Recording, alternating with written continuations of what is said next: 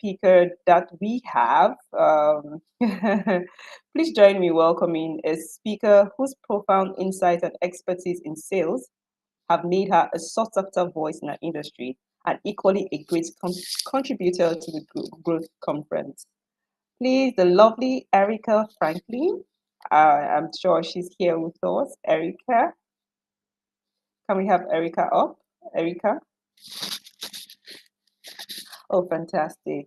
Erica is a friend of the Growth Conference, and she is the founder of EVF Consulting, a business and sales consultancy dedicated to transforming individuals and businesses through passion, perspective, and partnerships. She specializes in joining sales teams to drive revenue growth, enhance client retention, and provide career coaching while also speaking at global events. For instance, this one.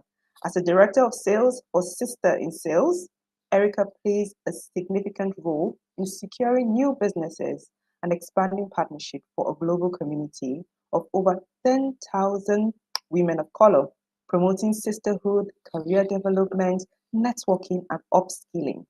Recently, she was appointed head of operations for African Sales Academy, where she's committed to shaping the next generation of B2B, that's business to business sales professional across Africa. Erica's impact and leadership have earned her a spot on the 2023 list of 100 powerful women in sales by Demand Base and Women in Sales. Beyond her professional achievement, she enjoys creating memories with her family, spending time at the beach, and traveling. Ladies, gentlemen, please let's welcome our beautiful, beautiful speaker, Erica. Erica, nice meeting you again. And Erica actually will be taking us on a topic called creating work-life harmony for enhanced productivity in the workplace. And I can tell you, I bet you she's the right person for this topic. Hi, Erica.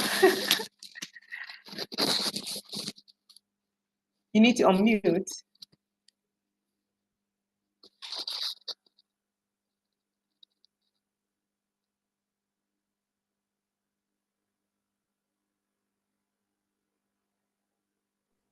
All right, can you all hear me?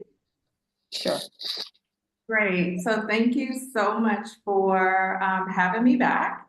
I'm really honored to be presenting to everyone and just talking about this very important topic of creating work-life harmony for enhanced productivity in the workplace. And so today, I just want to first talk a little bit about my background. So we just had a great reading of my bio, but last year I actually had my first baby, and it was a true learning experience for myself, my family, and even during pregnancy, just to find a new way about getting things done, adjusting to my physical and mental changes, and redefining what success means to me. And so this topic is very important to me, very close to home for me. So thank you for assigning me to this great talk. I ended up leaving corporate America in late 2022. So as you can see, it says Ghana near my name. So that's where I am trying to build a new home base. And I got married and had my baby here. So after leaving corporate America, so I totally agree with Mega from the first talk, right? That being an entrepreneur is the way to go. I fully dove into entrepreneurship, really focusing on being a fractional salesperson, sales leader, as well as a sales consultant. And then this ended up giving me way more flexibility as I'm able to build my own schedule, take time off, and also make last minute adjustments, because with a baby, you know, babies can get sick, there could be changes in schedule, there could be so many things that happen. And as an entrepreneur, I'm able to pivot very quickly to be able to take care of my son. So with that being said, diving into the topic, so let's take and look at the definitions of work-life harmony versus work-life balance, because we often hear the term work-life balance over and over and over again in corporate America, in corporate internationally, on LinkedIn, with your boss, in your home. So when we think about work-life balance, it really is a negative term. Balance implies that things should have equal attention or equal support, and that's just unrealistic when you're a mother. there's days where things are gonna be 60-40 or 80-20. So putting that type of pressure on yourself to be able to be split evenly with your job, with your family, with your baby is too much for anyone, and that should be taken away. So this new term, a work-life harmony, really implies just go with the flow. Be forgiving of yourself, give yourself grace as things pop up. Be sure to just adjust. And honestly, this is one of the key ways that you'll end up driving success within yourself, not only personally, but professionally as well. When you're more forgiving and more open and just going with the flow, you'll end up being less stressed and you can have peace. The next thing I want to touch on is just really highlighting the connection between harmony and increased productivity. So when you have harmony, harmony really leads to a clear mind. So, and what I mean by that, if you are going with the flow, you're not thinking about all the thousands of things that you need to do. And I will say, as a mother, there are always 1,000 things to do. And so with that clear mind, it really opens up this space to be more creative. I found in my own personal journey that being an entrepreneur and being able to be more flexible and calming down and telling myself I don't have to get everything done in the next 24 hours has given me at least a few minutes to say, oh, let me be a little bit more creative about how I write up this email, or let me be a little bit more creative with this sales proposal that I want to present. It also allows you to, when you have a clear mind, to make better decisions. If you're not thinking about all the pressures and all the things that you have to do, you can definitely sit down and have a better decision-making process for yourself. The next thing that harmony really leads to is a better focus. So again, if you don't have all these stresses and pressures on your shoulders, you end up being more efficient because you're actually getting done things that you really want to get done, or things that are more prioritized on your list. And therefore, again, you feel more successful because you can check things off on your list. With better focus, another thing would be you're more intentional, right? So instead of just quickly going through your day because you have so many things to do, if you just calm down and have this harmony and go with the flow, you can actually spend maybe 2 more minutes to talk to someone on a call and be more intentional about how you speak to them, the questions that you ask, the way you present. So just some things to think about there. The last 2 things really have to do with the emotional side after coming back to work. When you give birth and so forth, is the less anxiety and less guilt. I think as a mother, once you have your baby, you have a lot of anxiety, right? It's a new thing, you have new responsibilities, there's so many things to do. There's so many people and family members that you're either comparing yourself to, social media, you're scanning through for answers and guidance. So that it can be a lot of anxiety. But when you have harmony and you're going with the flow and maybe shutting down some of those voices and noises, you're really at peace and you're being more flexible and open to change. So when the baby cries or when there's things with your family that pop up, you don't have so much anxiety like you feel like you're failing, you're actually being successful. And I mentioned less guilt. So when you're doing all these things, if you have that harmony, you have better focus and you have a clear mind, you most likely have less guilt because you're not putting so much pressure on yourself to be able to, again, complete 1,000 tasks during the day. With that being said, so how can you accomplish these things, right? So some core concepts and some things that I really think that I would love for the audience as well as other women who listen to this later to be able to focus on is really prioritizing your time, prioritizing yourself. So those 2 things go into one. So by that, I mean really looking at the techniques and ways that you can buy time for yourself, as well as figure out this efficiency piece. So something that I like to do recently is color coding my calendar. I know that can be a bit type A, right? Or a bit over the top, but it really also provides me with a visual of how much time I'm dedicated to certain things. So if family is colored one thing and work is colored something else, you can be able to see, oh, I have way too many meetings today, or I have way too many things going on for work. I need to spend more time with my family. It'll give you a balance on what you're doing. Also I know a lot of my friends and peers set huge goals for themselves.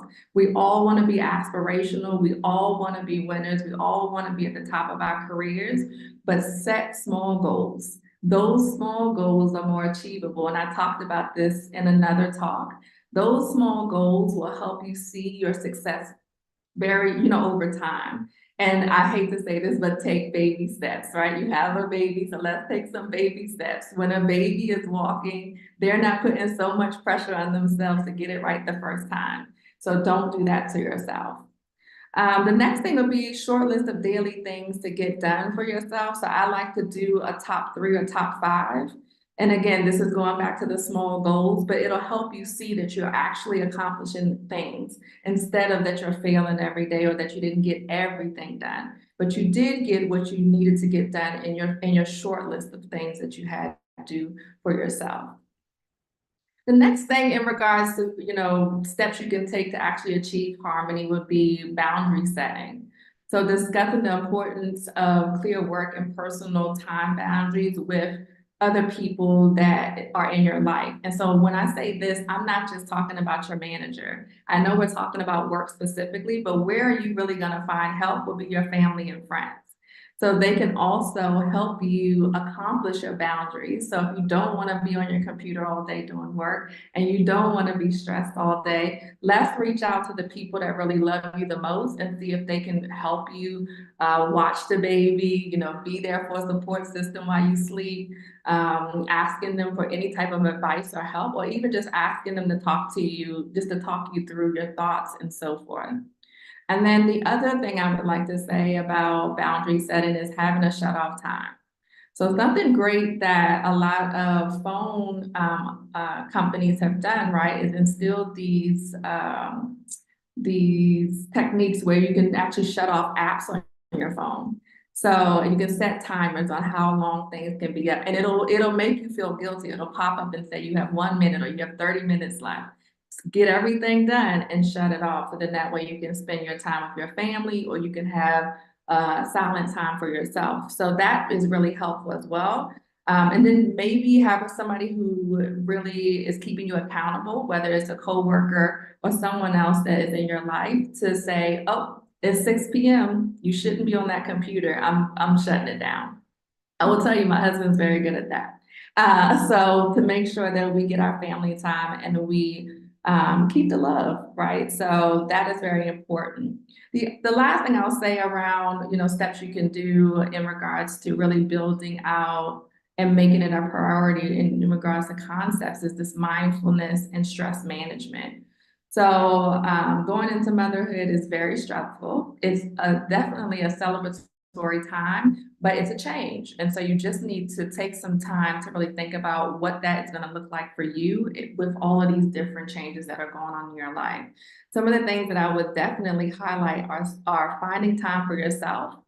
So a lot of women's time, right, is supporting other people. We spend so much time supporting our family, supporting those that we work with, supporting friends. We need to support ourselves. If we are not our best self, we cannot be the best for anyone else. And so even if it's 10 minutes a day, or if it's 30 minutes, every couple of days, be able to sit in silence. And I promise you, it has helped me really be able to think about all the things that I want to do, become more focused, get my harmony back if I lost it during the last couple of days. So that is key. And then sitting in silence if you want to during that solo time, or if you want to read, but also have silent time. Meditation and yoga is great. If you like podcasts, I know that I love music. So turning on my favorite playlist helps me get back, if I have a tough meeting or if I have a tough day. And then lastly, take your time off. I know so many people who think that they have to do everything at work and everything at home. You need a break. It is key to take your time off. And what I mean by that is step away from your computer. If sometimes you need to take a solo vacation, even if it's overnight, get away and rest. It is vital for your health. Then I'm want to dive now into organization.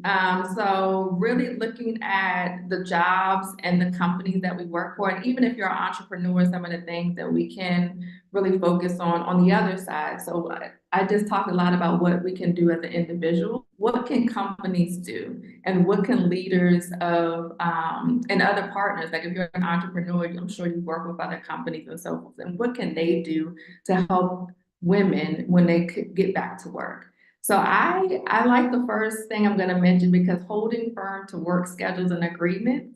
I know that when we get hired, sometimes as women, we feel like we have to take on more projects, we have to show up more. We have to really move fast to get that promotion. But if you got hired and they said that you need to work from 9 to 5, and you have X, Y, and Z PTO, and you have these other benefits, keep them to it. There's a document, there is, all of it is in writing. And I would definitely hold that. As a saleswoman, I'm all about contracts. And so contractual agreements are very important, and even for the workplace itself. And then most companies now, internationally, I would say, are on either flex schedules or they have hybrid work. So leading the conversation with your manager in regards to how you can now shift like your work schedule and what your workday looks like, and seeing if that would be compatible, as long as your goals are met, right? As long as you're doing your job. And definitely having results, I definitely would present that to my manager and say, I've been doing the job. I've been overachieving what you've asked me to do. I need a little bit of flexibility here because I have my new baby. The other thing I would like to mention is, and then this could be a little challenging for some people if you are not, I would say confrontational. And what I mean by confrontational is good confrontation. If your manager has children, I would use that as a talking point. Because I would come back to them and say, well, wouldn't you want to be with your children? Or was your child sick and wouldn't you want to be there, right? And it could be offsetting for a moment, depending on the person. But people relate how, we're all humans, and they wanted probably most likely to be there for their child. And when you say that, they probably will feel some empathy for you. And then also presenting supportive materials. So there's a lot of articles by Forbes and other magazines, as well as news articles about women in the workplace, how they need to be supported, statistical data. So I would use all of that in like a proposal to get my time back, or to get my flex schedule or hybrid work, whatever you need to be able to find harmony. Just have the supportive information when you go to ask for it. The last thing I want to mention is just a few actionable steps that we can take away quickly from this conversation. So I would say providing yourself to not put so much pressure every day on who you are and what you have to do. So going back to the original top, like the statements that I was making at the beginning of the conversation, no one is perfect. And no day is perfect. Even when you lay in bed in the morning, you're like, I'm gonna do this, this, this, and this. It's never happened for me, right? To where I had all these things set in my mind. So forgive yourself, give yourself grace, be flexible. You probably will get 80% of those things done, because as women, we get things done. But the 20% is going to be okay. You can roll that over most likely to another day, or that 20% might not even have been important to what you needed to do. And the other thing is guiding participants and or guiding you all with the action plan. So building out an action plan. There's a way that you can actually tactically do this in your everyday life. And I'm not saying to draw up like when you make a business plan, it's a long document. This does not need to be a long document. You can put this on the back of a napkin. You can put this on a sticky note. But really making an action plan for yourself. And the way you can make an action plan is by either start monitoring yourself and tracking how you spend your time and focus, or ask someone, maybe your husband, maybe if you have an older child, watch me, what am I doing during the day? Am I spending too much time here? Sometimes when we're in the depth of all of the things that we have to do, we don't even realize where we're using our time. And so having someone else call us out on it and making us be accountable for it can help us realize that we need to make a change in ourselves. And by doing that, you can make a plan, right? You can say, oh, You know, my husband said I spend 6 hours working in the morning without eating, no breaks, you know, and I spent 3 hours with the baby. Where is my time? So it'll start to give you some nuggets on what you're doing and how you can improve every day. So that's really it. Overall, like I said, when it comes to the topic of creating work-life harmony, it's all about being flexible, really forgiving yourself and giving yourself grace and just going with the flow. Because everyday life is going to be a new experience and you shouldn't put so much pressure on yourself.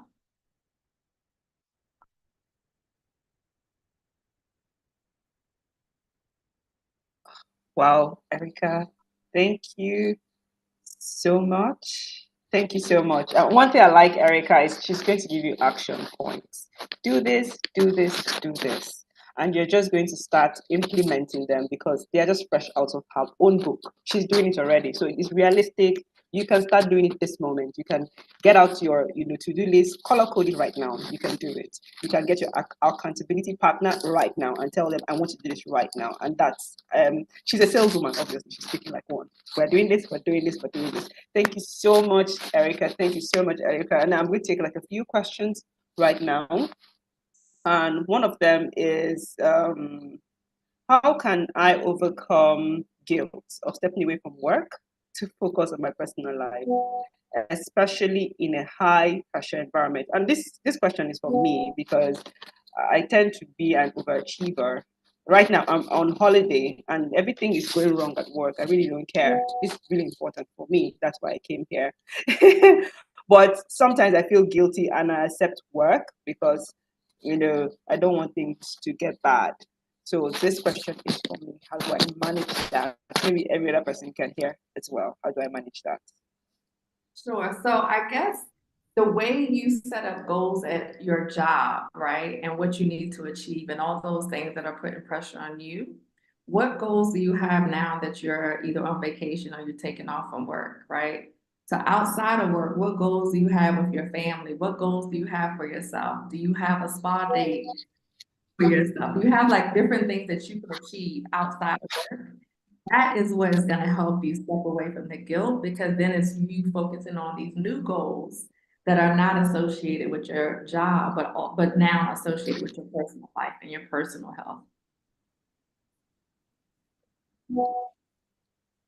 Okay, goals. I like that. Very straight to the point. Have those goals in your mind, and then you're no longer guilty because you have goals for work, and this is goals for your personal life. So stick with it. Thank you. I like that. Straight to the point.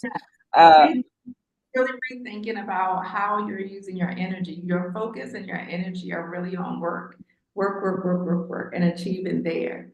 But you need to again remember that you need personally or your health, the way you show up for your family, all of those things will suffer if you aren't doing the same and giving the same energy on the other side. Okay, thank you so much. Now, this is also for me. With the rise of remote work, how can I ensure that technology doesn't blur the lines between my work and personal life? Yes. Yes. Because I carry work with me. Yeah, so going back to, I actually went to an event here in Ghana, and it's by a great organization here for women called Women Wellness Africa.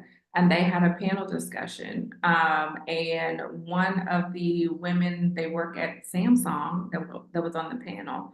And she talked about what I mentioned earlier, these different ways on your phone that you can set timers. So I have timers set on certain apps that I only can be on these apps for, X amount of hours a day.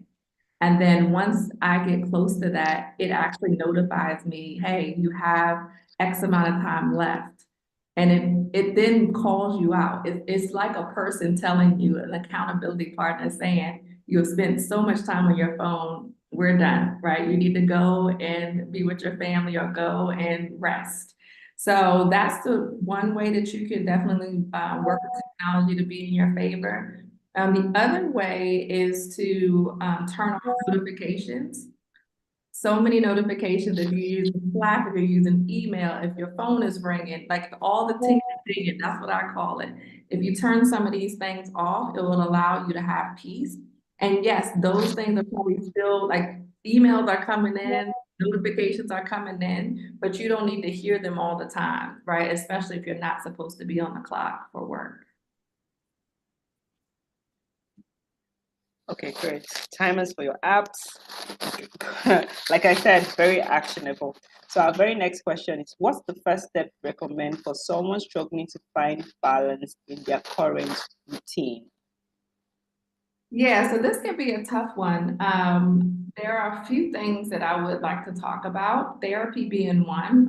Therapy can be a touchy topic, just depending on where you are in the world, if there are services available, if things, are costly. But I do think therapy helps because sometimes whatever you're going through might not even have to do with the situation that you're in.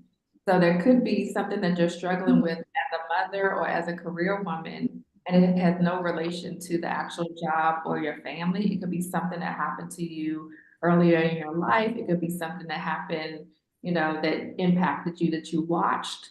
So I think therapy, let's start with therapy there, and looking into therapy sessions and therapy help. And then the other thing I would like to talk about is finding your network or finding your support system. So I talked a little bit about family and friends, but then there's also other mothers that you can talk to about how they handle situations. I'm in a couple of mother WhatsApp groups, right? And I don't have to listen to everything, or I don't have the notifications on, but sometimes I peek in there just to see what's happening with some women. Is it happening to me? Just doing a check-in with myself. There's some great information about new schools and new programs, what kids are learning, what kids are experiencing, how people are handling their kids when they're crying or when they have a challenge with learning. So you don't have to have all the answers.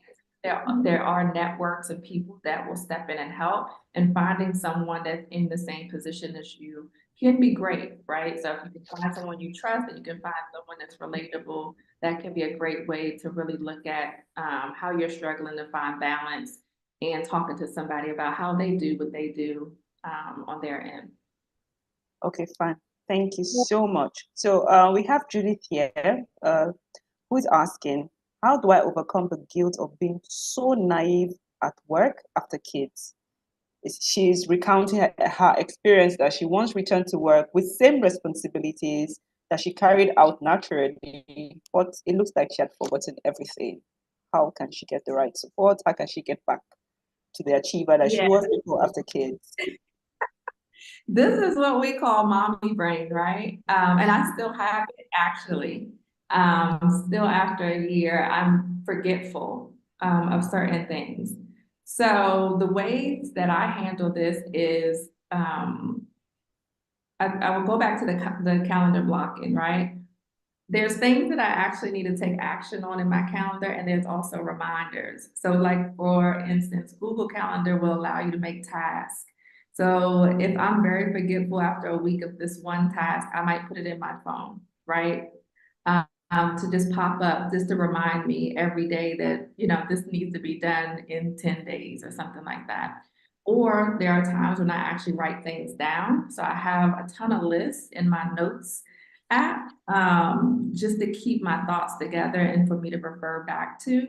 It is okay to have mommy brain. Remember that if your baby is alive and well, we have done great for the day. So if you forgot something, just write it down somewhere that you can be reminded later to get it done. Also, if you are forgetful about a lot of things, maybe it's time to give some of that work to someone else. And what I mean by that is if you're in your home and you're forgetting to wash the dishes or you're forgetting to take out the trash or something, maybe it's time to have a conversation with the people in your home to say, can you help me out?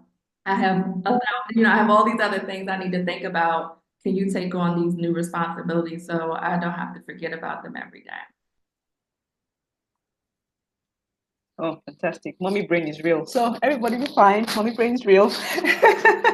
So get out your notebooks, your reminders, your apps, everything to get you going. You were the performer before, you are still the performer. Just give yourself a little bit of patience to get around. So Yeah. Erica, thank you so much. Like I said, you've been fantastic. Thank you for always being part of this, you know, inspirational conference. We really appreciate you, and we have officially called your session to an end.